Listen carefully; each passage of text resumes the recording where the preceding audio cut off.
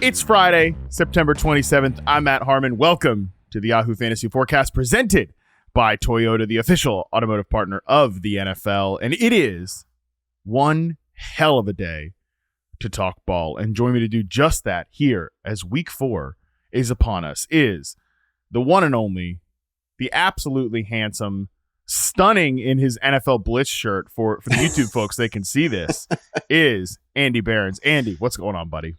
Oh, it's a hell of a day to talk ball. It really is. Like, it's not always. Sometimes that's a thing we make up, but this is actually a hell of a day to talk ball. Week 4 is fun because we have enough information to be dangerous, but it still is maybe kind of skewed by, strength of schedule and whatnot. And there's still a lot of mysteries, but we have a few clues.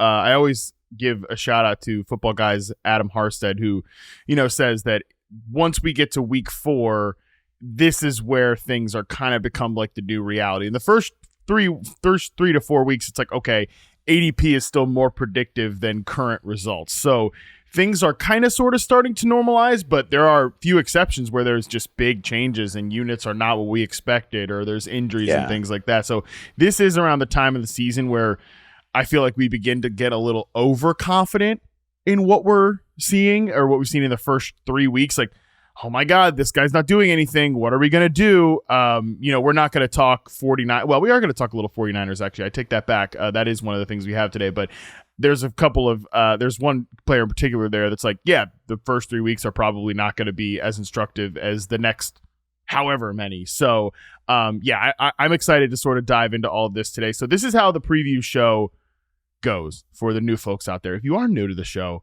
you're coming to this podcast in week 4. I mean, shout out to you. Appreciate the hell out of you.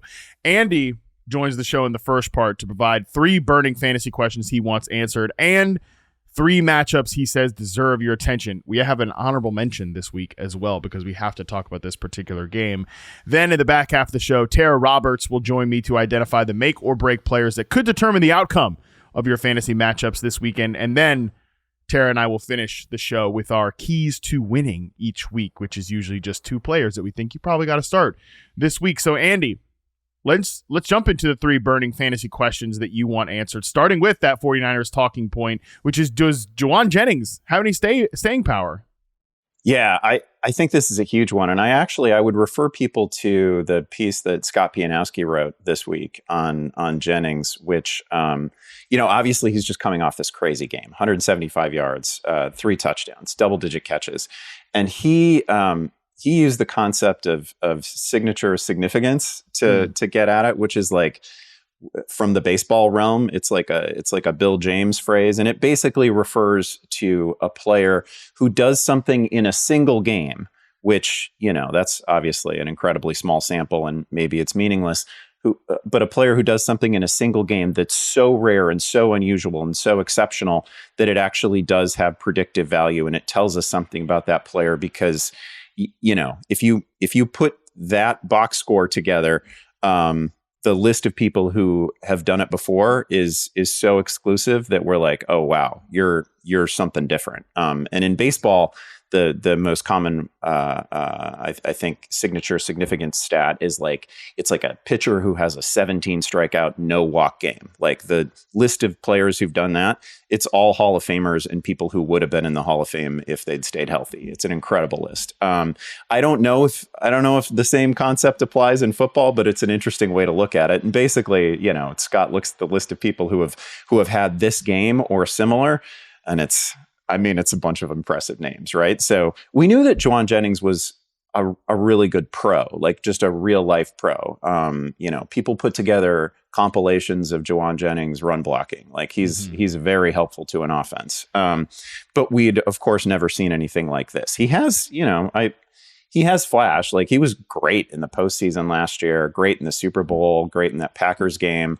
But we haven't seen a game like this. And the player that it reminded me most of, just because of where this game fell in Jennings' career, was definitely Miles Austin. Because Miles Austin was a Cowboy for 4 years who, like, in his first start of his 4th season, having not done anything in his career to that point, gave us 10 catches and 250 yards. And it was like, what, you've been hiding this guy for 4 years? It was incredible. And that season was phenomenal.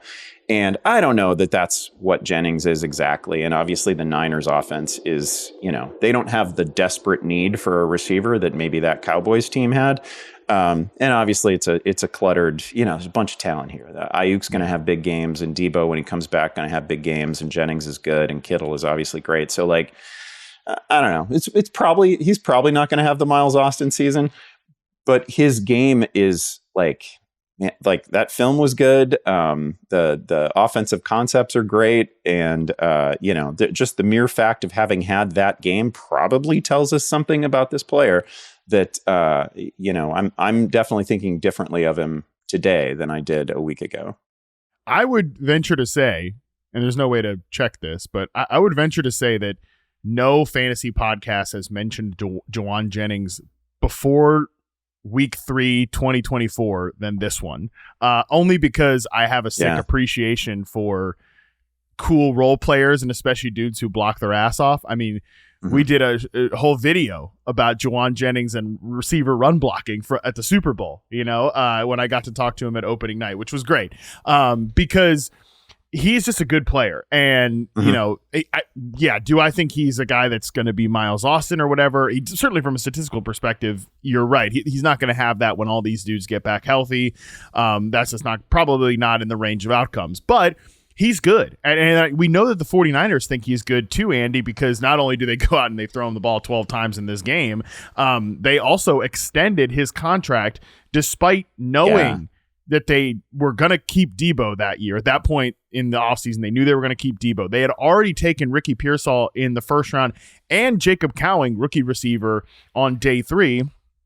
And they were trying to sign Brandon Ayuk to an extension. Obviously, that was, a whole situation in and of itself, but odds were still pretty good that Ayuk was going to be a 49er at that point. The situation hadn't totally dissolved yet. So they wanted Jennings on the team. Whether they thought he was ever going to have a 3-touchdown game or whatever, that's a whole separate discussion. But I think he's good. The 49ers clearly think he's good. So whatever he does for the long term is a whole separate conversation. What I do think pretty strongly, Andy, is that as weird as it is to say, I feel like he's a guy that you almost have to try to get into your lineup this week because of the situation, because of his talent, and because of obviously what he did last week.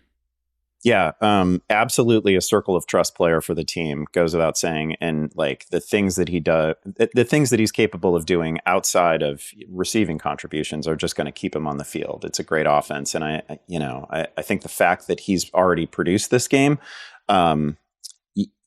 helps him level up a little bit, maybe in the eyes of the quarterback, maybe in the eyes of anybody calling plays there. Like there should be more opportunities here. You got to play him. You got to play him this week, though. I mean, you can't sit a guy coming off of 175 and 3 touchdowns. And, every week should be its own thing, and I should think of them all separately. But man, that target total and that production, you can't sit it the following week. Yeah. And obviously it was a great matchup against the Rams. This is a different defense. New England is still a pretty good defense. I want to say just 2 things before we move on from the 49ers. One, Ayuk is the guy I was talking about at the beginning, where the first 3 weeks are going to be much less instructive than what we thought of Ayuk before the season. People are like, are you going to chart Brandon Ayuk? What's going on? I'm like, yo, this guy's just not ready to play football right now because he didn't do all off season. Like, I know, and look, I respect these guys. Like, get your money, bro. The whole thing. This is what you should do. He did the right thing in making sure. I mean, he even said he made the situation a little more difficult than it needed to be. But end of the day, he's playing where he wanted to play. He got his money. That's what we should all want for players. But the reality is, as much as these guys don't want to practice and all that stuff, it's important. Going through the rituals and the regimen of football is the only way you're going to prepare to play football. It doesn't matter what he's doing away from the team. He's just not ready to rock like we expect him to be. At some point, he will. At some point, that will catch up. So I'm not worried about Ayuk. Don't care, that he's definitely made some mistakes. He's had some drops. Shanahan, when they were, because somehow this is the world we live in, he was asked about fantasy points, average separation score stat. And in the press conference, he's like, "Oh yeah, the analytics say he's getting open. I agree. Like he is getting open. He is separating. We faced a lot of zone coverage. The whole thing. He was not worried about it. Nobody should be worried about it. Ayuk's going to be fine." Mm-hmm. The other point I want to make, and can we just acknowledge that Brock Purdy was awesome in that Rams game without all of his guys, right? Without Ayuk playing at full strength, Debo's not out there, Kittle's not out there, CMC is not out there. Dalton's not on the podcast. I'm sure he probably talked about it earlier this week. So I'll just do this here for all of the big time Purdy haters. I mean, he was awesome in that game, despite not having McCaffrey all season long, having a banged up Debo, no Kittle in this game. He's 6th in EPA per play among quarterbacks, and he's 5th in success rate. Purdy is a guy that I think is really just continuing to show who he is, which is not just some product of all the guys around him. Does he benefit playing in Shanahan's offense? Of course. But what we ask of great quarterbacks, Andy, is elevate the players around you. I think Jauan Jennings is a good player, but he caught 11 passes and 3 touchdowns. Purdy deserves some improvisation credit and just arm talent credit for being able to make that happen. Yeah, you can just watch the Jennings tape from that game and be crazy impressed by Purdy, because there was an improv touchdown to him, which was great to see, a little bit of on the move. There was a play that's kind of like versions of it are like a 49ers staple, but look that way, find the guy running down the seam. But Purdy really looked off the safeties on that and cleared a lane for Jennings. So it was, and then just gorgeous touch on the final throw. It was a great game. And there's really no way to look at it and say, oh, this is purely a product of Shanahan, or this is purely a product of the supporting cast, because as you say, the supporting cast was down to Jordan Mason and Ayuk and Jauan Jennings. Yeah, and the Rams defense obviously isn't good, but I love that you brought up that improvisation touchdown, because, I hate to be like oh man, if Mahomes did this would lead SportsCenter for a week. But if Mahomes had made that play that Purdy made on the improvisation touchdown, it probably would have been a Mahomes highlight, all over Twitter, the whole thing. So I just want to give some Purdy credit on that, because I thought it was a really impressive game from him individually, regardless of what was going on around him. We go from a guy in Purdy that I think we probably should start talking about as a maybe clear-cut top 10 quarterback to the best quarterback in the league here, Andy Behrens, for your second burning question, which is, can Andy Dalton basically end the Bengals season? Yeah, this is like a backdoor way to talk about this game. I think this game is fascinating. First of all, the Andy Dalton piece of it. Man, the Panthers offense looked fully functional and like a normal NFL offense with some upside. And it was like a switch was flipped. That was crazy. He was great. He made a couple really impressive throws, like the design on a couple of the touchdowns was impeccable. Deontay Johnson blow up game. I'm a little surprised, by the way, that was his single game receiving yardage high. That's crazy to me. 122 yards. That floored me that was the biggest total he's ever put up. But Deontay now looks like somebody who we can reasonably think of as a top 12 receiver, certainly this week, against a Bengals defense that was just that offered no resistance to Washington on Monday night. So fabulous matchup. I mean, the Bengals are now 0-3. You can't go 0-4. Yeah. You can't go 0-4. You're now that team has to go 10-3 in order to put themselves in the playoff discussion. They're not going 10-3. This is about as must win as it gets without being mathematically a must win, right? But it also, on the flip side of this, it sets up a scenario where, man, if the Bengals are just going to have to outscore whatever it is their defense has given up each week, that's the path to Joe Burrow leading the league in passing. That's it's probably a really good recipe for the Bengals offense generally, and it certainly wasn't that offense's fault that they dropped the game on Monday night. So I think we have a low key real shot at a crazy shootout in this one, and the Bengals have everything on the line. Yeah, I love that. I mean, yeah, there's a real chance this could, weird as it is, it could be the highest scoring game of the week just because Panthers definitely have some defensive personnel issues. I think J.C. Horn's had a pretty good season, but other than that, I mean, it's been kind of a mess for the Panthers defense. The Bengals defense is terrible. Like it's really, really, really bad. And I mean, no pass rush on Monday night against the Commanders, who do not have a good offensive line. And I'm glad that you mentioned that Andy Dalton just had some big time throws in this game, in last week's game, because as again, we're having this whole conversation about, oh, how do we beat cover 2 defenses and 2 high shells and all this stuff? Like we've said it on the show, you know how you beat it? You don't just dink and dunk underneath. You block it up front. You drop back like a big boy. And you push that thing between the safeties. You push that thing downfield. And you know what the Panthers did with Andy Dalton under center?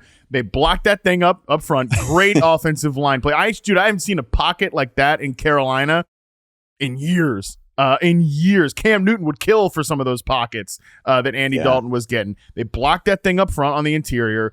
And like on Adam Thielen's touchdown, they pushed it down the field between the 2 safeties. That was a great example of exactly how you beat, these scary 2 high defenses that no one can figure out. Andy Dalton can figure it out there. So, and like you run some route combos that stress a safety, that force him to make a choice, right? And they did it. And man, he hit spectacular throws. He hit spectacular throws, and I mean, we'll see. No Adam Thielen now in this game. Xavier Legette, mentioned him on the podcast with Nate. He's definitely somebody to watch in this game. Maybe pick up like as a speculative ad, but yeah, Deontay Johnson, I think, is the top, 14 receiver this week for sure. There's definitely some bigger names that I'd play him over. Like I'd play him over Davante Adams. Like I might play Deontay Johnson over Davante Adams just from a weekly rankings perspective. That's just where he's at this point in this particular matchup. I think Juba Hubbard's a must start on the Bengals side too, Andy. Yeah, I'm with you. The offense looks fine. The offense looks good. But yeah, this is a kind of a loser leaves town sort of matchup. Yeah, I can't believe, I can believe it because this is the way national coverage goes, but I can't believe there were people talking about like what Joe Burrow didn't do to win that game. I mean, come on. Like he did his best to lead a comeback. Like there's only so much you could do if your own team's defense is giving up points literally every time. There's only so much you can do. I thought he was great. I thought Chase was great. I hope they win enough that, they've still got something to play for throughout the season, because this is, I don't know, he's not there now. I think Dak Prescott now leads the league in passing, which is kind of wild. Just given the way I've been thinking about Dak's season, but like there's a path here for Joe Burrow to finish with like 4,800 passing yards if his own defense is going to give up like 27, 30 points a game. 100%. Yeah. And hey, that would be kind of fun to watch. If there's just if there's just going to be no defense, why not? But it's not going to be a successful season for the Bengals, which definitely is going to get uncomfortable for everybody involved there. If it's not already, it already looks pretty uncomfortable for what's going on in Cincinnati. All right, let's move on to your third and final question here, Andy, which of course has to do with your Chicago Bears, but it is a good pressing question. In a great matchup, can Caleb Williams shut everyone up? I'm sure talk about uncomfortable. I'm sure it is uncomfortable to listen to local Chicago radio at this point with the way Caleb Williams has started, the way Jayden Daniels looked on Monday night, and the fact that your boy Justin Fields is 3-0, despite them having the exact amount of offensive touchdowns as they have wins. Yeah, I gotta say it's some of the national voices that are really getting to me, because I don't know, maybe it's happening somewhere in Chicago, but like in my circles, even in my circles of like meathead Bears fans who say some of the silliest stuff you'll ever hear, no one's pining away for Justin Fields. I can be happy for the success that Justin Fields is having, because I thought he carried himself extremely well. I think he's very easy to root for. He's also he's in his 4th year, and he's in a very different environment now than the one he would be in Chicago. And you cannot simply say, oh, of course the Bears would be 3-0, just like Justin is 3-0 with this. No, that's not how any of this works. So I am happy for him, but I am not pining away for Justin Fields. That is not a thing that is going on. That is not a thing that I am aware of. I understand the Jayden Daniels comparisons, right? And maybe that's a thing that's going to dog him his entire career. But this does not have a Mitch Trubisky, Pat Mahomes vibe to me, right? No. Like I'm not there. And this is not Bryce Young, CJ Stroud last year, where it's like, oh my God, one guy looks like a dude and the other looks hopeless. Also, I don't want to be having this conversation every week, and we're having it coming off like, okay, the Bears lose to the Colts. There were a lot of positive developments for Caleb Williams in that game, and he made some wow throws. He also, he missed a couple of deep shots again. He threw one interception that was particularly bad, a ball that you just can't let go in the NFL. You can't even let it go in college. It was a bad throw. But the other interception, hit his intended receiver in the chest. It wasn't, it just wasn't a bad game. He finishes with a huge passing total. And again, just made some wow plays. And it was a game in which, even though they don't win, you can feel pretty good about the young quarterback that you're building around. And my God, this is his third NFL game, his third NFL regular season start. He puts up 300 and did better, I think, than tread water. In this matchup, where we're talking about the Rams defense that Brock Purdy just picked apart. The Rams right now, and some of it is a function of who they've played, but man, they're giving up 9.8 yards per attempt. They've given up 7 passing scores on the year. They are a vulnerable defense. We know it. Man, I just want to see Caleb have a day against this team, and then maybe we can all chill for a few weeks on, speculating about whether the Bears have made a franchise-altering mistake, which I don't think they have. Yeah, they're 31st in dropback EPA allowed right now. They're down there with some of the biggest gimme matchups in the league, which is Washington, which is Cincinnati, and Jacksonville. So that is where the Rams defense is right now. It's to be expected. It's not surprising. So, and yeah, I'm with you that the end result wasn't great, but this was the most promising performance I think we've seen from their offense, and I think that Caleb Williams as an individual player has gotten better each and every week, which is what you want to see. I think Jayden Daniels has also gotten better each and every week. The thing is, his third game was just much more of an exclamation than Caleb Williams. And again, it came against one of the 4 worst defenses in the NFL in Cincinnati. So let's see if Caleb Williams go out there and have that type of game against one of the 4 worst defenses in the NFL. I think it's totally possible. I think Rome Odunze is coming off a great game. I think Roma's looked awesome so far, and he's playing through an injury, which is pretty impressive. Yeah. I think all 3 of it's great. I tweeted this morning, but it's great that the draft class had 3 awesome receivers at the top, and that was really cool. Even cooler that they all look great in the NFL so far. Yeah. I don't think anybody's coming away with regrets about the 3 receivers that they took in the top 10, Rome Odunze included.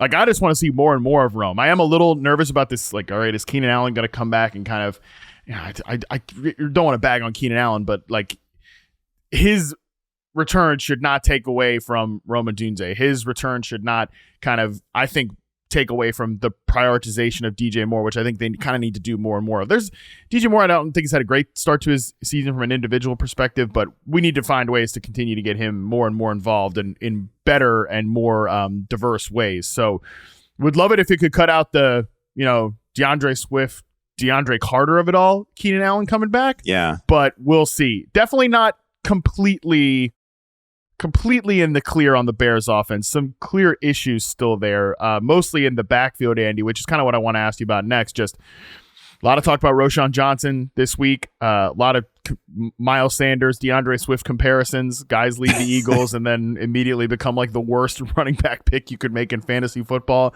And what should people be doing with this Bears backfield? Yeah, there's no way to sort of sugarcoat, and this is why I don't think the Bears would be in a different place with Justin Fields or any other quarterback. This line has been terrible, and it hasn't been good at anything. It hasn't been good at run blocking, hasn't been good at pass protection. There are a couple spots along this line that are just absolute turnstiles, and is a huge problem. And that is, for DeAndre Swift to have a great season, he's got to get a clean run at the line of scrimmage, and that is just not happening. And we saw a lot of Roschon last week, like a lot. I think it was maybe, if it wasn't a dozen touches, it was close to it. He was on the field a lot. And he's at least somebody who, if you're going to get a hand on him at the line of scrimmage or behind the line of scrimmage, he can run through that. He's got some mass and some power. And I think we're going to see a fair amount more of him. He was dealing with some injuries, I believe, in the summer, and maybe that's why he got off to the slow start and wasn't involved early on. But he looked really good, and you just, I don't know if it's going to happen for DeAndre Swift. It was a weird signing at the time. I don't generally hate the idea of adding playmakers, even because not every player in the league is available to you. DeAndre was. They went out and got him. Whatever. Wasn't my favorite signing of the offseason, but I thought it might work out. Well, it is not working out. And he's always been like a yards before contact guy. Like that was the story of his season last year, when it was really good. And it's its own kind of skill, but those yards are just simply not there in this Bears offense until they get this line fixed. And you can't, you're not going to. It's very difficult to fix an offensive line in season, so I don't know that they're going to get it fixed exactly. It's just going to be really, really tough sledding for DeAndre Swift, and I'm probably more interested in Roschon Johnson right now than any other Bears back. Yeah, I would say that I do think the Panthers example from last year can be very instructive, that there are some running backs that are just better behind bad offensive lines and questionable offensive lines. And yeah, like maybe Roschon Johnson's not going to, he could be Chuba Hubbard in this particular situation. Like, is he going to suddenly turn into a league winner that you got off the waiver wire? Maybe not. But damn, he might average more than 1.8 yards per carry. He might get to 3.8, just because maybe he can find those holes a little bit better. So I do think he's a guy that should not be on waiver wires. He should be there and ready to rock. So yeah, I will also say they got to find a run game, because they're putting Caleb in a lot of like second and long situations. 100%. That's a huge difference between the situation that Jayden Daniels has found himself in and that Caleb Williams has found himself in. I mean, this is probably the worst run game in the NFL right now that Chicago's dealing with. So yeah, they got to do something there. And definitely fantasy managers could potentially benefit if Roschon Johnson can come in and take more of those touches. So I'm with you. Bears definitely an exciting team to watch, and I do want to try to get Rome Odunze in lineups this weekend, and hopefully they can continue to get him the ball because he looks great. And yeah, let's see what Caleb can do. All right, with that, let's take a quick break. When we come back, we're going to talk through the three matchups that Andy says deserve your attention right after this. All right, we're back. Andy, let's stick in the NFC North and focus on this matchup between the Vikings and the Packers. Man, I love this. I love it in part because, Bears fan and some division rival has to lose. That's exciting. But man, everything about this game is fun. And the coaching on each side to this point in the season has been just masterful, right? That is certainly true on the Minnesota side. It is very much true of Green Bay and what they've gotten out of their offense without their quarterback over the last couple of weeks. Just tremendous. We get an Aaron Jones homecoming in this game. We get the possible return of Jordan Love on one side and Jordan Addison on the other side. And then we've got the ongoing Sam Darnold story, which was a little bit fun, like haha, you're an MVP candidate. Well, you go 4-0 out of the gate. And if he has his fourth straight multi-touchdown game and does it at Lambeau, now the MVP talk is probably still not going to happen, but it's less of a joke, right? Like that is a crazy start. So if he doesn't turn back into a pumpkin, and I don't think it's going to happen, he's looked legitimately great, and he's the guy who gets to throw to Justin Jefferson and Jordan Addison. I just think he's in a fun spot. I think, the Vikings defense, as creative as they are, as different as they can be week to week against a Matt LaFleur offense, I'm here for it. I hope we get a healthy Jordan Love in this one, because I hope we can start using our Green Bay receivers again. Yeah, nice. So I'm just really, really looking forward to this. I couldn't be more excited about this matchup here. For one, let's stick on the Vikings side for a second. Yeah, look, Sam Darnold, I'm still sort of, I'm going to be basically for the entire season, like waiting for the trapdoor moment for him to, I don't think he's going to totally fall apart. I've let that part of it go, but just is he going to have a bad game at some point?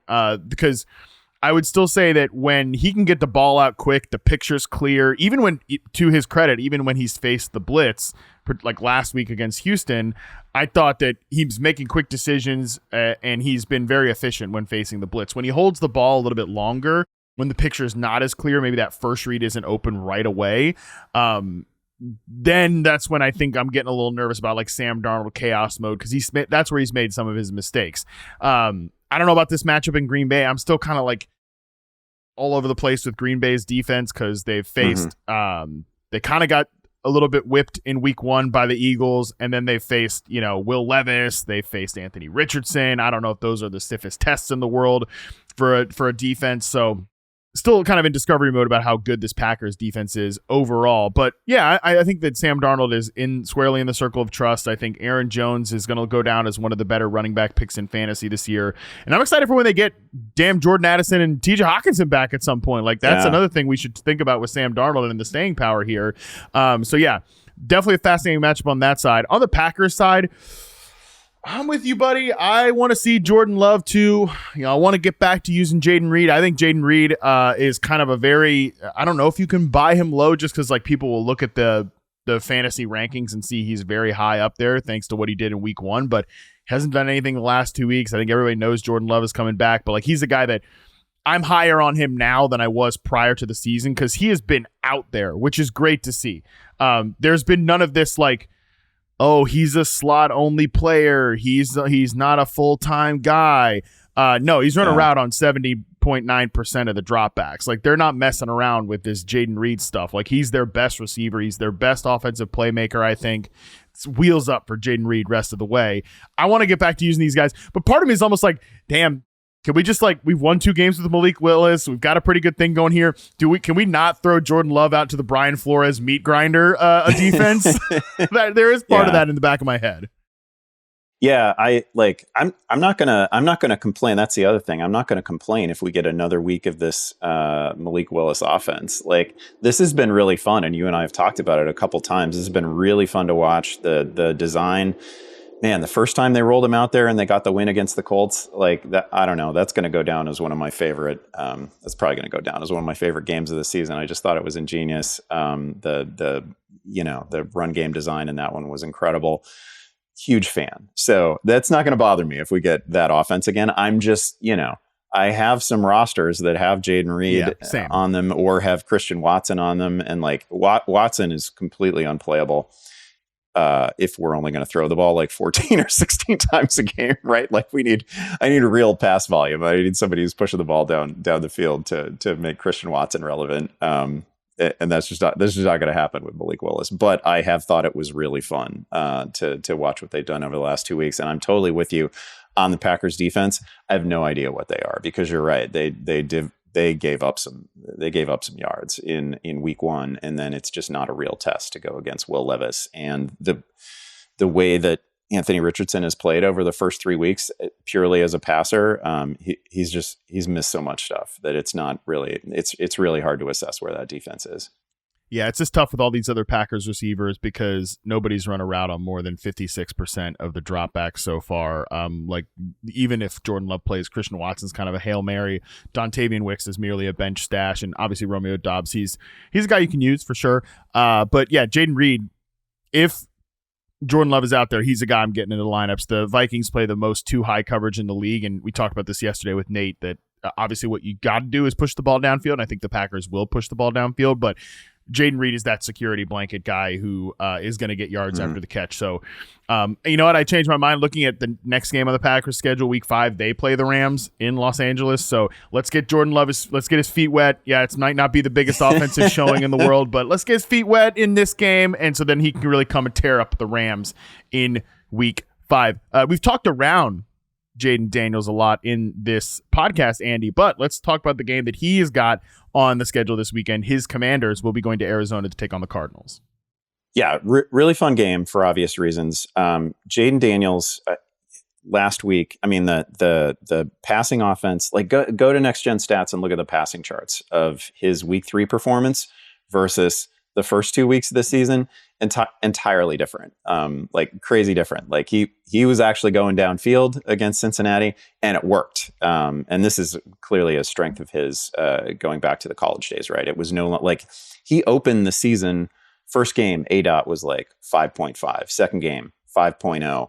And then last week it was 9.7. And we saw the deep shot to McLaurin, beautiful ball. Great to see like one of the better receivers in the league actually used at multiple levels and as a downfield threat. Like, I think now that they've shown it to us once, that they've shown like the sort of full stretch the field version of this passing game, there's no way they can go back. It's not, necessarily, I mean, they can, it's Kingsbury, right? Maybe they can go back. Maybe they can be the horizontal rate again, but it was just great to see. And if that's the version of the offense that we get moving forward, it's really exciting. Really exciting for fantasy, really exciting in real life. Great to see. On the other side, we get Kyler Murray going up against what should be kind of a layup defense for him. And, he's had a bit of a roller coaster fantasy season.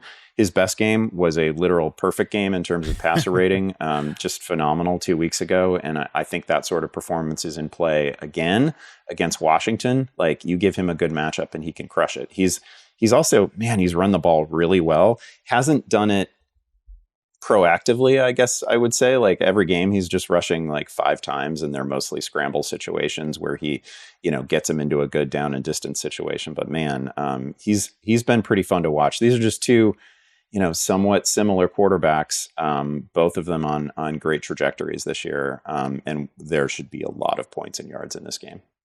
Yeah, Cardinals defense, they're still fourth worst in terms of net yards per attempt allowed. They're 32nd in dropback success rate allowed. So this is a good matchup for Jayden Daniels. And man, I'm yo-yoing all over the place with my guy Terry McLaurin, because I was so just discouraged in the first 2 weeks, and then now I'm like, please God, let this be the season that Terry McLaurin deserves. Please let this happen. Jayden Daniels is that guy. I love that Terry McLaurin went to Cliff Kingsbury and said, like, let me line up on the right side. I feel like we've got something here, and that it happened. So hopefully Kingsbury can, and Terry McLaurin, is a guy that he's a needle mover in Washington in terms of who he is, because of just, he's been such a leader and such a great player for them, and like a fan favorite, a community favorite, the whole thing. So hopefully he's got the credibility to give Kingsbury like some suggestions, and Cliff can continue to take it. So hopefully we continue to see more and more of that with McLaurin, because there's no reason he shouldn't continue to smash every single week like he just did last week. Great player. And a guy that looks like a really good pairing with these guys here, and Jayden Daniels especially. So also the Cardinals defense has struggled to defend the run a little bit too. That's definitely an area where Washington, they're not going to have Eckler in this matchup. He was already ruled out with a concussion, but Brian Robinson's a very efficient runner. He's probably somebody I would try to start in this matchup. And let's move to the Cardinal side here too, Andy, because look, Marvin Harrison should go crazy in this matchup. He's looked fantastic the last 2 weeks. Him and Kyler, Nate talked about it yesterday. They're starting to get that like, oh, you're there, I'm going right to you type of connection. But don't rule out Michael Wilson as like kind of a deeper sleeper in this game. He's run a route on 84% of the dropbacks. He's never going to have like a high target share with Trey McBride and Marvin Harrison out there. But, McBride's a little bit banged up too. He's definitely someone to keep an eye on from a health perspective coming into this game. So Wilson can definitely get loose on this matchup as well. Yeah, it's a good call out, because McBride has to clear the concussion protocol, and that is not a given for him at all. And either Wilson or Dortch or both would clearly benefit if he can't go. It was also a good call out on Brian Robinson, who should just absolutely feast in this one with no Eckler. I do also want to say, but obviously bummed that Eckler's not going to play in this one. He looks good. He does, this is not last year's version of Austin Eckler. Like, he seems fully recovered from the injury, and especially with him being out this week, I don't know that you'd start Austin Eckler as anything more than a flex necessarily moving forward, but that's a guy that I might be interested in acquiring on the cheap. Yeah, because if anything happens to Brian Robinson, Eckler's probably going to step into a pretty huge workload there. Whereas I think, Jared McNichols kind of came in as the passing down back at times with Eckler out in week 3. I don't think there's another guy on the roster that they're suddenly just going to give carries to. I think Eckler would just get into a pretty big workload if Brian Robinson was to ever miss time. So pretty encouraging for our guy, Austin Eckler there, and happy to see him looking better than he did last year. That is great to see. Let's move on to a team that's been great to see all year, which is the Buffalo Bills going to Baltimore in the Sunday night matchup here. So excited to talk about that one on Sunday in the recap. Man, I mean, so many different ways to go with this, but talk to me about the Ravens specifically before we go into this. Yeah, well, first of all, the Ravens defense, and I know I've talked about it in prior weeks, they're not really stopping anybody. It is not, whatever. I know you've got last year's version of the Ravens defense in your head, but that's not them this year. They haven't held anybody below 25 points yet. They are dead last in the league against the pass. They give up over 8 yards per pass attempt, almost 300 yards per game, and now they get Josh Allen. So those numbers aren't going to look any better coming out of week 4. They have not been great. Offensively, we kind of know what to do with everybody. The tight ends are a mess, but Zay Flowers has been really good. Lamar's been really good. Derrick Henry's obviously been really good. There should be many points available in this one. I like it because I think it's one of those games that screams out that Josh Allen should have to put the ball in the air a bunch. And if he does, we just saw what he could do against a pretty flatline defense against the Jaguars.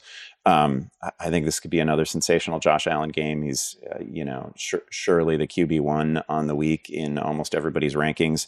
Good spot for him, again, against the league's worst pass defense through 3 weeks. So love that. Maybe it's a tough spot for James Cook, but I really just think you want to fire up all your Bills in this one. Yeah, I mean, look, Cook can still get there as a pass catcher too, even if they don't run the ball extremely well. But they've been such a good damn run team that I have a lot of faith in them actually getting home in this matchup too.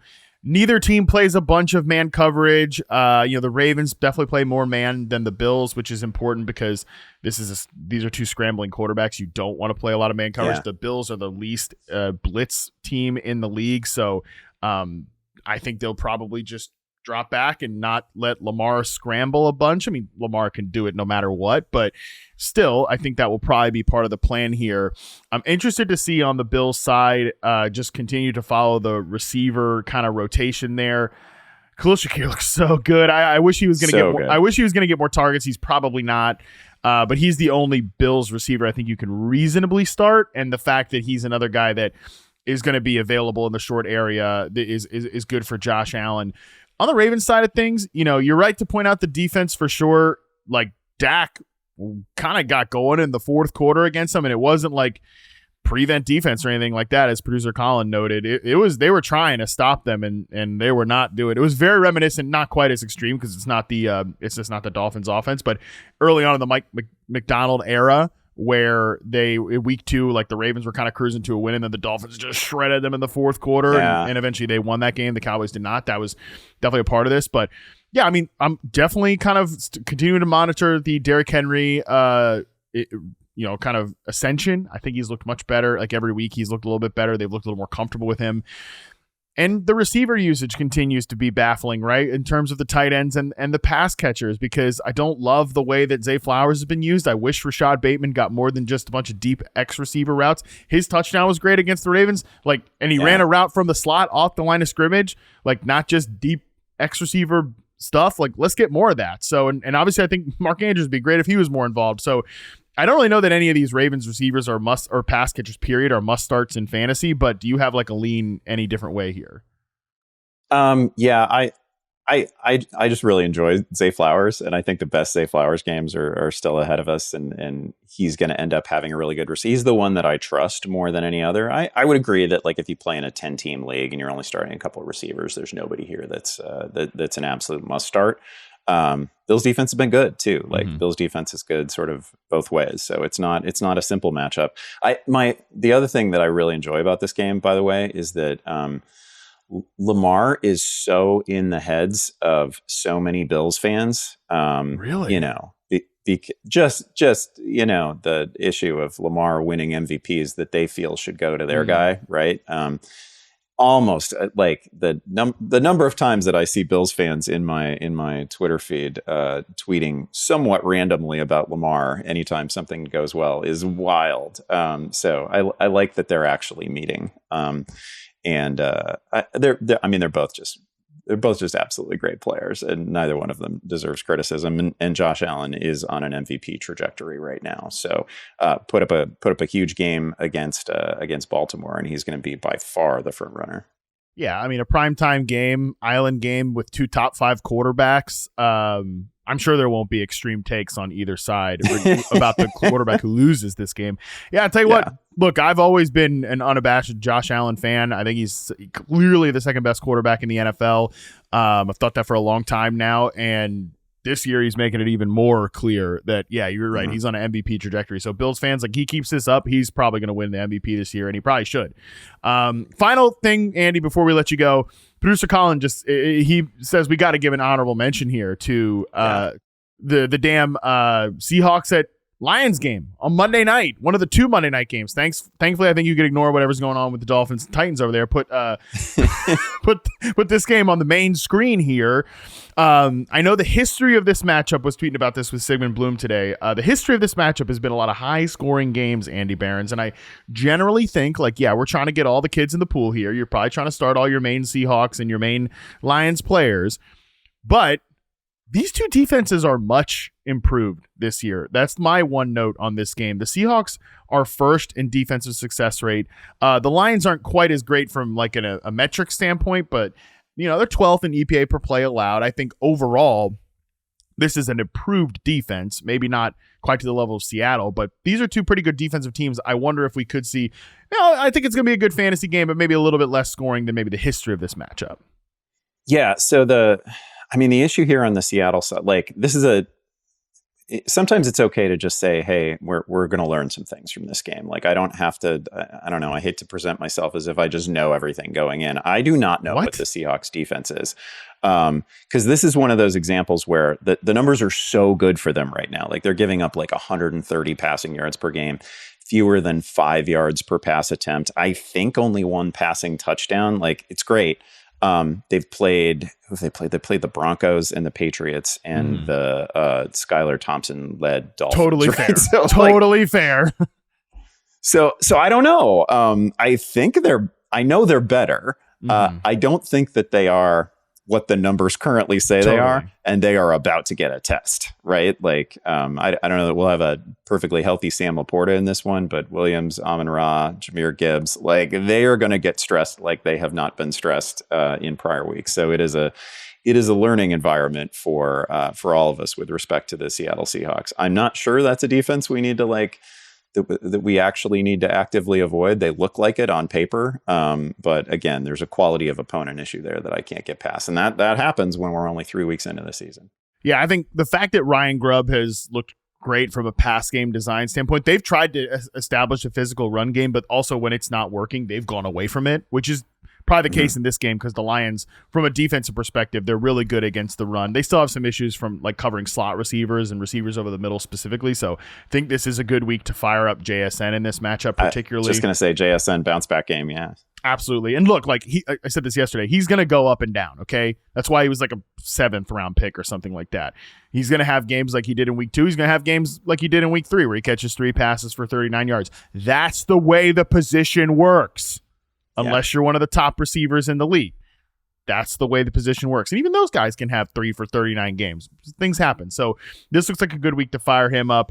And yeah, just on the Lions side, I will just note that obviously, yeah, it's a test for sure. Bigger test than Bo Nix and all these other guys they've played so far. But, Jared Goff is 20th in terms of passing success rate. EPA per dropback, he's pretty low there too. It's not been quite the Lions offense from a pass game perspective that we have anticipated to see. So I am curious when we're going to get that game from the Lions passing offense. Obviously not having Laporta would be a bit of a blow there, and offensive line injuries too. Are starting to stack up. Frank Ragnow might be the best center in the league.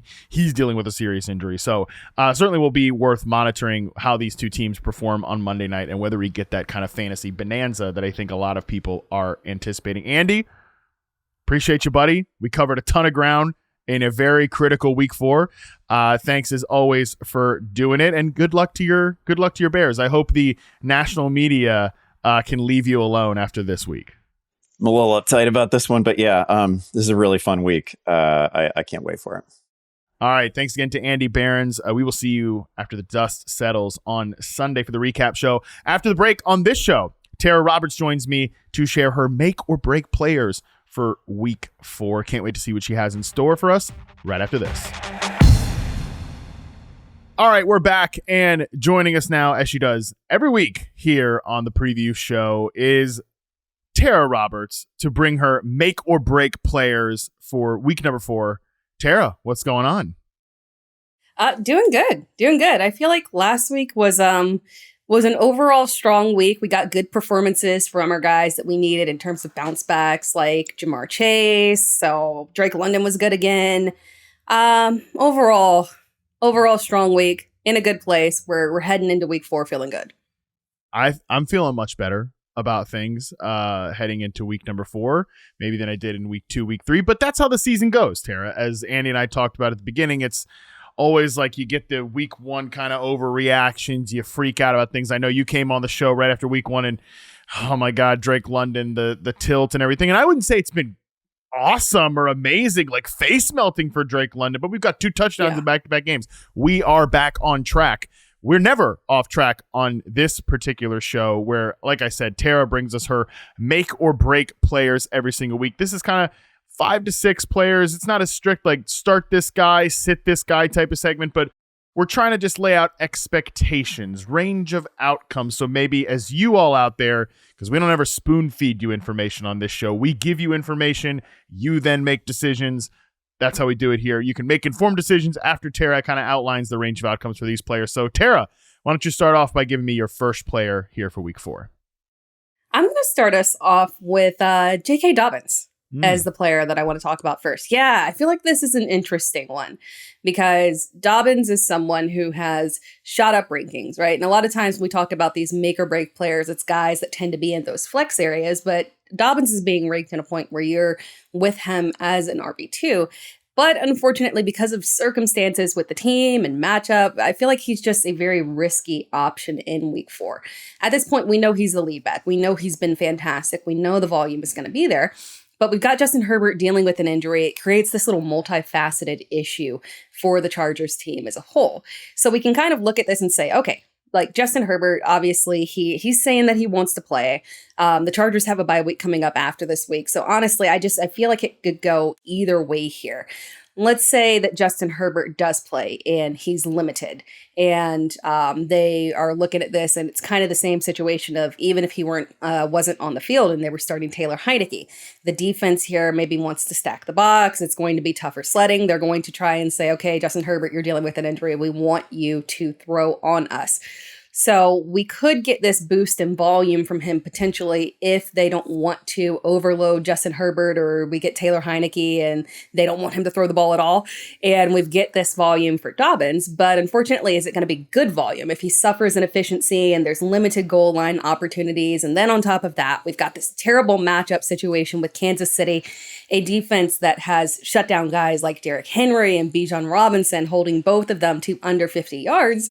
This could be a major issue for Dobbins this week. So while I do have him ranked, I'm not sitting here and pushing him back into the rankings. Yeah, he's a top 20, but I feel like we've got this situation where there's a boom or bust nature with him and it makes him more volatile. And he's someone that I'm looking at and saying, if you've got a better option, a more reliable option in terms of a matchup, you might want to tilt that way. Yeah, I'm almost exactly where you are with J.K. Dobbins this week. Actually, the player that I'll talk about in my keys to winning segment later, I looked at them in back-to-back kind of rankings, and I'm going to take the guy that I have in the segment later on over J.K. Dobbins, and when we get to that player, to kind of help you table set here a little bit, because I'm with you. There's so many different ways you can talk yourself into the Dobbins or out of the Dobbins start this week, because it's not a great matchup. Although Kansas City, from a run defense perspective, they are ranked 29th in success rate allowed. They haven't been the production hasn't necessarily been there, but A lot of that can be game script related, of course. It's not as if the Bengals present like a great rushing attack in week 2. The Falcons, kind of a weird game there. Obviously, week 1 with Derrick Henry, they're still figuring that out. So I'm not quite sure how I feel about Kansas City as a run defense. I can go one way or the other, but I just really have a tough time, Tara, thinking like, yeah, I want to start a running back who admittedly did play 65% of the snaps, has looked good this year. In the last game, he did get that playing time bump, as you mentioned. I have a tough time thinking like, yeah, the Chargers are probably going to sit Justin Herbert. They should. I don't know. Jim Harbaugh, tough football guy, the whole thing. They probably should sit him this week. They're dealing with injuries elsewhere. Both starting tackles are not going to play in this game. They might be out for an extended stretch. I want to start the starting running back of that team against the Kansas City Chiefs. That's a tough sell for me. Yeah. It is. It is. I want to be on Dobbins' side. I'm loving this bounce back here, but at the same time, like it's just something that's so risky, and the matchup presents an issue. When you look at the success rate and Derrick Henry and Bijan Robinson, they got touchdowns, so maybe that has something to do with goal line opportunities, and you can move the ball on Kansas City's defense. But if it's Taylor Heineke, I just don't have the faith that he can move the ball on Kansas City's defense. So that's what kind of holds me back there. God, and I'll tell you what, if it's, I hope it's Taylor Heineke, not Easton Stick. I know they traded. No disrespect to Easton Stick, but they just traded for Heineke a little while ago. He's still pretty new to the team, but at least we've seen Heineke start NFL games before and move successful offenses down the field. And there are some guys that are interesting in the pass catching room. I like the way Ladd McConkey is playing. I like the Quentin Johnson usage, but yeah, I'm probably more out than in on J.K. Dobbins, which means he's probably going to get 15 carries for 33 yards, but get that one touchdown to make his fantasy day look good. And I will look like an idiot, Tara, for saying that. We'll look like it together, so that's okay. All right, well, that makes me feel a little bit better. Okay, let's move on to your next player here on your list. So I'm cheating on this one. It's players, plural. It's both of these Seattle running backs, Kenneth Walker and Zach Charbonnet, because I've kind of looked at this and tried to analyze it from various scenarios. And I just don't see a scenario where there's a super positive outcome here for either one of these guys. Now, we don't 100% know what the status is going to be of Walker right now, but when we're looking at this Seattle backfield, I feel like they kind of make this list because, one, they've been highly successful. It feels like a no-brainer. Whichever one is the lead back, right, we're starting them. In week 1, Kenneth Walker, absolutely fantastic, over 100 rushing yards and a rushing touchdown. Week 2, Charbonnet took over, obviously, finished his RB12 in half PPR. Week 3, he continued that again. He finished his RB6 in half PPR. The run game has been thriving here. The offense as a whole has been thriving here. But when I look at this matchup against Detroit, it is a major problem here. Again, we've got this situation where we've got another defense that has been absolutely dominant versus some of the better running backs in the league. They shut down guys like Kyron Williams and James Conner. They're allowing just an average of 2.7 yards per carry to running backs. There is not a worse fantasy matchup out there. I think they're allowing the least amount of fantasy points to opposing running backs. So when we're looking at this, and then we throw in the fact that we've got a potentially ambiguous health situation here with the horrific matchup, things get very shaky for me. Maybe if Kenneth Walker is out, I can say, look, volume, Charbonnet, good offense, I can lean into that one. But what if we get a scenario where both of these guys are active, and knowing him, Walker coming off of this multi-week injury, are they going to throw him into an immediate, lead back role, massive workload? No, it's probably going to be a little bit of a limitation on him, both of these guys being utilized. And if you get that, them kind of splitting workload in that backfield, and then we've got a terrible matchup as well, we've got a potential bust week. Now, I recognize that sitting either one of these guys is tough. I get that for sure. I've probably got to line up with Kenneth Walker somewhere where if he's active, I've probably got to run with it. But if you have the ability to pivot and both of these guys are active and we don't really have any kind of feel for what the split's going to be in a bad matchup, it's a very volatile situation. Yeah, this one's tough too, Tara, because it's a Monday night game. So there's a good chance that we might not know for a minute if Kenneth Walker is going to play or not. And now, listen, I'm with you that if we get word that Kenneth Walker is going to miss this game and it's Zach Charbonnet, it's going to be tough to sit him right? Just because he's the lone back in an offense that should be pretty good. So I will pitch you this question, though, because I think this helps sort of make the decision. Andy and I talked about this in the first half of the show, kind of talking about this game in particular. It's been thrown around a lot that the last few times the Seahawks and the Lions have gotten together, we've gotten these kind of fantasy bonanza shootout type performances.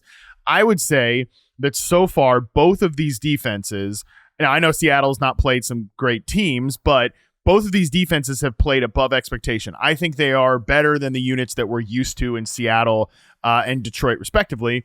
So which way do you see this game going? Do you see this being like both these teams are trading points? There's a lot of there is a big fantasy bonanza here, or is it going to be maybe a little lower scoring than many people think? I'm worried we might get a dud. And the problem with that is that we can't sit guys like Amon-Ra, and we can't sit DK, and that's not a reality here. And hopefully maybe, tougher coverage allows some secondary options. Maybe we get another strong game from Jackson Smith and Jigba stepping up if that coverage is too tough on DK Metcalf. But yeah, I'm worried. Again, we've seen these offenses be strong, but at the same time, the defenses are for real. They're creating havoc, especially in the pass rush. And you get worried that this is going to be those games where we're expecting all of these superstar talents to thrive, and it just turns into a dud. Yeah, I mean, right now, BetMGM has the total set at 46.5, which is, pretty high. It's as high as Ravens and Bills on Sunday night. But, I could totally see that going either way. I think that's a really fair line. If it was set at something like 49.5 or something like that, I'd probably take the under on that. But that's a really fair line where I could see it going one way or another. So I think that how you feel about this game should then dictate how we feel about these running backs, because it's not a great matchup. They could be splitting carries. If it's Charbonnet, you're just kind of hoping he's getting 20 touches and he's finding his way into the end zone. But just pitting these two backs together that we talk about, who do you feel better? Like, let's say it's Charbonnet, no Kenneth Walker, versus J.K. Dobbins, who we just talked about. I think I would honestly lean towards Charbonnet with the volume and knowing that he's in a better offensive situation. Lean towards both difficult defensive matchups, but lean towards the better offensive situation. I'm with you there. I feel the exact same way, especially because he's probably going to get more touches one way or another. The LA Chargers don't run a lot of plays. Seattle's playing a little bit faster than we're used to seeing this offense play. Okay, let's move on to the next player on your list. This one is we're going a little bit further down in the rankings here, but still kind of in that solid flex area. It's Carson Steele is the guy. It was fantastic seeing him step in as the clear lead back in the Kansas City offense last week. Had 17 carries, 72 yards, solid average yards per carry there. But again, unfortunately, and this was expected, he wasn't involved in the pass game. And when we look at that Kansas City offense, look at Isaiah Pacheco, we know Isaiah Pacheco had to earn the trust in that offense in order to get that third down work, in order to become somebody who had that receiving upside. And one game is not enough for Carson Steele to gain that trust, especially when you've got Samaje Perine on the roster and they do trust him. Now you've got Kareem Hunt coming into the mix, and I'm not saying like we're not going out there and saying, man, we're about to roll with Kareem Hunt. But at the same time, if they start kind of working him in and saying, oh, we'll get you up to speed a little bit, a couple carries here, let's get a goal line touch and see what that looks like. Let's throw you in on third down. You're just kind of taking away from that potential fantasy upside for Carson Steele, because with him, you want the volume, you want the yards, and we need him to have those goal line opportunities because he doesn't have that receiving upside. Now, on top of that, this makes it a little bit more ambiguous because we're facing a Chargers defense that is very unproven. They haven't played literally anybody, any competent offense, unfortunately. We got the Raiders that they played, Panthers under Bryce Young. We have the Steelers as well, all places with offensive limitations. So I feel like we don't truly know the real strength of this Chargers defense at this point. We can base it off of the talent that they have on the field, but combine that ambiguity of the defense with the fact that we know that Carson Steele doesn't have that receiving upside. It feels like a situation where we're going to throw this guy into a lineup and we're dealing with injuries and we're saying, okay, we need this. It's an RB1, get in there and we're going to get seven points and that's it. And there's just so limited upside if that. So I get worried that we're throwing Carson Steele into our flex options here, into the kind of that low end RB2, high end RB3 range. And there's not a ton of positive outcome that can come here for him. Did you see what Andy Reid had to say about Carson Steele when asked in a press conference? He's like, he gives you an honest down, which I feel like is a perfect way of kind of describing. Yes. It's kind of a perfect way of describing Carson Steele's game. Just like, hey, run downhill, baby, and like, let's get it done. I will say for Carson Steele, two things kind of in his credit. Number one is that he did run more routes than Samaje Perine, 18 routes to 11 for Perine, but only 2 targets, whereas Perine got 4 targets, again, on fewer routes. So when there is a guy that's going to be involved in passing situations, it is going to be Perine, especially because he's the better blocker and things like that. So, and now we do have the Kareem Hunt factor. I'm really not sure what to do about Kareem Hunt. I really don't have like a strong feeling there, strong take one way or another. But like, Carson Steele was definitely the main rusher, 17 carries to 6 for Perine, 51.5% of the total team attempts. And you would think that if this does become a situation where Kansas City is blowing out a Chargers team with, we were just talking about Taylor Heineke and the B team there on the offensive line, this could be a situation where they're putting the ball in Carson Steele's hands over and over and again late in the game. So I think that's the story you got to tell yourself there. But the Chiefs really aren't blowing anybody out right now. Their offense doesn't look like it's firing on all cylinders. So, while they can obviously go in and handle a Taylor Heineke or Easton Stick team, are we going to get a situation where they're clearly controlling it in the third, fourth quarter and they can just run out the clock? That is kind of, I'm a little skeptical right now. Yeah, I agree on that one. On top of that, you kind of wonder at what point we see more upside from Patrick Mahomes. It's always been difficult to I love Isaiah Pacheco, but there was always the reality of him having just like a slightly capped upside because of the amount of touchdowns that go through Patrick Mahomes' hands in the red zone traditionally. And, you kind of wonder if we see an even higher uptick right now, if they need to lean on that in the offense. And maybe that a lot of that comes down to game flow and whether or not the game is close. Are they really up? So there's a lot of factors here, but I agree with you on that one. There's a scenario where we could get some additional Carson Steele, but it feels very risky this week. I probably like, it's again, just to compare these backs we just talked, I think I like Carson Steele a little bit more than J.K. Dobbins this week, but we're talking like back-to-back spots in rankings. So these are all really 3 interesting guys to compare. So give me another player from your list here. I'm going to go out of order here, since we're kind of on this running back train in the same general area. Keep us on there with Jerome Ford in Cleveland. And man, Cleveland's offense is, it's a mess all over. But, Ford started off the season, decent fantasy production in week 1, appearing to be the clear RB1. And we're feeling decently good about it. Then in week 2, we saw that weird dip in touches where he, despite being fine in terms of production there, again, we had him being slightly limited and Donta Foreman getting the bulk of the carries there. Then in week 3, it flipped back again. But the fantasy output was kind of disappointing just because the Cleveland offense as a whole was just kind of disappointing, other than, the boom touchdowns to Amari Cooper. But overall, they still just look like a mess. And I feel like this is a weird situation where I like Ford. I trust him as a runner.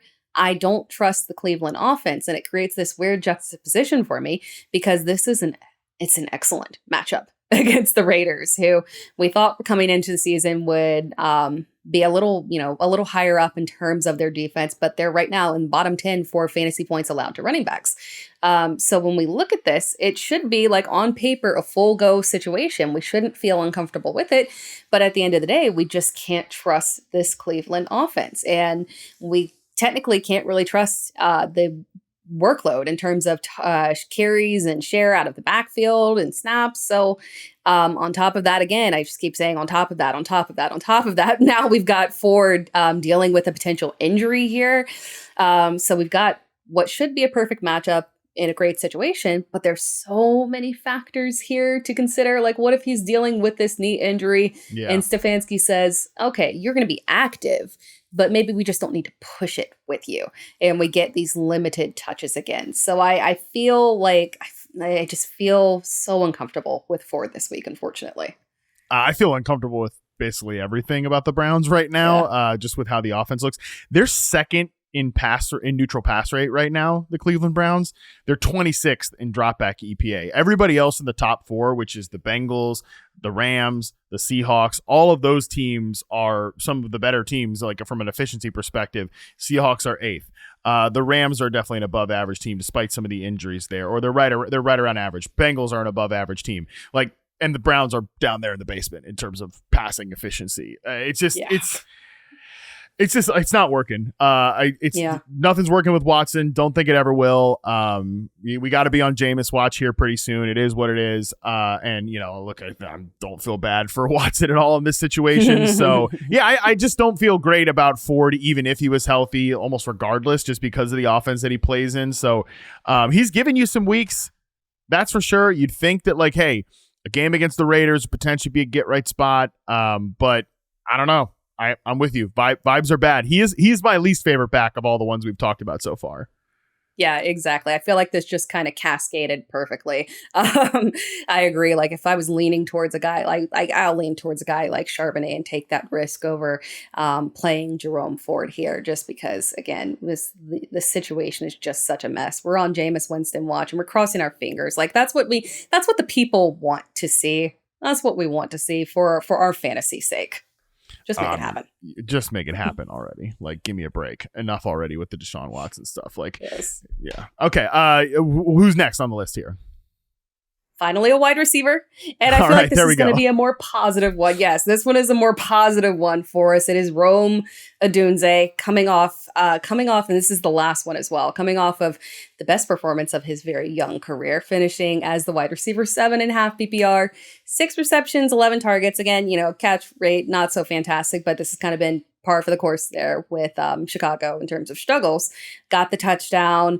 So we're coming in here positive, but you have to wonder, is this something that we can immediately trust? Are we immediately saying this is a guy that I feel comfortable with as an every week flex option for me, and I'm not going to question it? Because there's a couple of things we kind of got to contextualize here in terms of the production for Rome Odunze. Obviously, that spike in production was tied to a dramatic spike in attempts for Caleb Williams. 52 times threw the ball, very unrealistic volume here. Then we look at the matchup as well. Indianapolis's defense has been really struggling through the beginning portion of the season. So maybe this was just an excellent matchup. Then you add on to the fact that the Bears were without Keenan Allen. He is potentially returning this week. We don't know for sure. But if he were to return this week, obviously that would affect the target share within the offense. We've already got DJ Moore that we're dealing with. The reality is that we saw what we wanted to see out of Rome Odunze. He looked like the alpha in that offense. The usage was fantastic. We loved seeing him deep, but at the same time, it still is a volatile situation. So I feel like we got to proceed with caution on this one, especially when it comes to situations where there are unfavorable matchups. But luckily for us, this is a good situation. We finally got a favorable matchup here for one of these guys. The LA Rams defense, I think we talked about this before. The LA Rams, they've been struggling. They've been trying to pull this together. And their team overall, just dealing with injuries. And the defense has just been very vulnerable through the air. And in particular, the weird thing about their defense being vulnerable, and we saw this in week 1 and 2 in particular, the wide receiver 2 has actually been the one that has been consistently thriving against this Rams defense. So maybe they're able to defend the wide receiver 1 well, and it's the wide receiver 2 that sticks through. We saw it last week with Jawan Jennings. We saw it in week 1 with Jameson Williams. So while this is kind of a volatile situation, I feel like we have a good transition into another poor matchup, into a situation that maybe favors Rome Odunze more than DJ Moore and Keenan Allen. So we look at this and we say, okay, I don't know. I don't trust this Chicago offense. I don't trust Matt Eberflus. I don't trust Shane Waldron, but I like the situation here and I want to ride the uptick in production. And Rome is someone who I feel a little bit more comfortable with as a flex option this week, given the matchup. Yeah, look, I would say if there's no Keenan Allen in this matchup, he's a top 30 receiver, which means he's probably going to find a slot in your lineup. But yeah, with Keenan Allen, it's a little more difficult. I really hope they don't phase out Rome Odunze for Keenan Allen, just because I think Rome is such a good player, and him and DJ Moore clearly have a connection. They're going to get that chemistry down. You want them building that chemistry, and yeah, obviously 50 attempts might be unrealistic, Tara. The Bears are, I talk about the the damn Browns being so high in terms of neutral pass rate, the Bears are 7th right now in terms of neutral pass rate because they cannot run the ball for the life of themselves. And maybe Roshan Johnson comes in there and fixes everything. I don't know about that. The offensive line's an issue, as we talked about with Andy earlier. So yeah, I'm kind of on both sides here with Rome Odunze. Again, Keenan Allen out. If he missed this game, I think that Rome would be in my lineups. Yeah. If not, then I don't know though. I'm just looking at my rankings right now where I have Rome as a top 30 receiver this week. The names behind him, it's like Brian Thomas, it's Calvin Ridley, it's Khalil Shakir, Rashid Shaheed. Do we get down to like Jalen Waddle, Lad McConkey? I'm not feeling great about that. Like Michael Pittman. Do I want to play Michael Pittman over Rome Odunze? I don't really want to play any of those dudes over Rome, even if Keenan Allen's out there, just because the matchup is so good. And I think Rome is just on a rocket ship ascension right now. Yeah. He's also in a little area with guys that are dealing with injuries. We got like Deontay Johnson, Tank Dell. So maybe it just kind of continues to push him up as the guy that's going to be the more reliable asset here. All right, that was your last one, right? That was it. Good. I mean, we finished on a positive note with Rome Odunze. I'm glad we finished on a positive note with Rome, as opposed to finishing with a member of the Cleveland Browns. That makes me feel better. But what always makes me feel better is the segment that we end on each and every week here on the preview show. Let's toss it to our keys to winning, presented by Toyota, the official automotive partner of the NFL. And as always here, and just like heading into week 4, our key to winning is picking some guys you need to start these players. These are going to make the difference in your flex spot. Yeah, you've got some options. That's great. Let's find a way to get these players in your lineup because they are going to be your keys to winning. So I'll throw this to you first, Tera. Who is your keys to winning player this week? My keys to winning player is T. Higgins this week.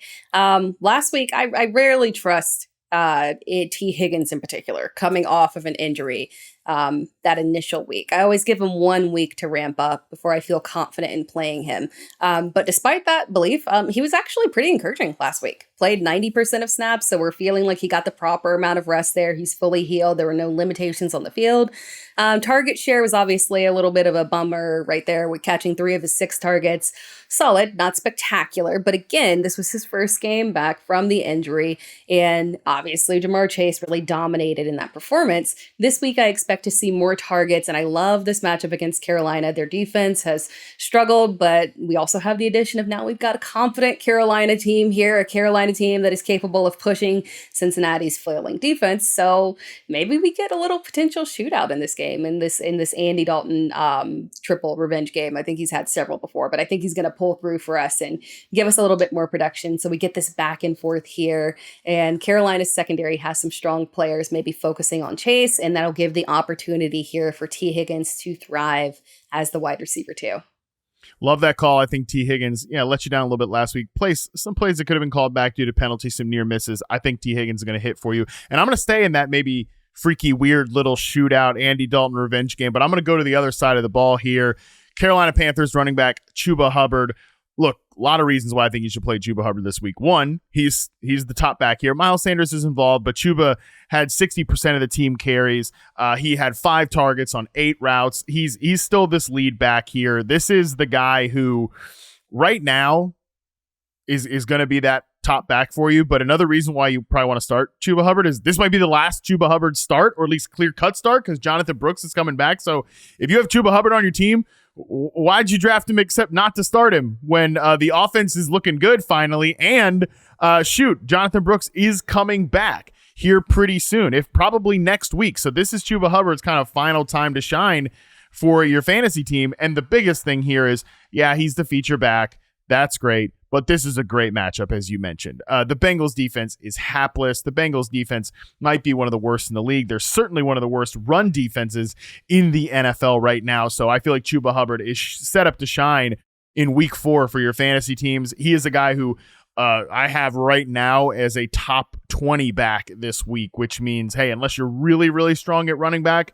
you probably got to find a way to get Chuba Hubbard in your maybe running back 2 spot, if not just your flex spot, certainly outright. I think this is the week to get Chuba Hubbard in your lineup.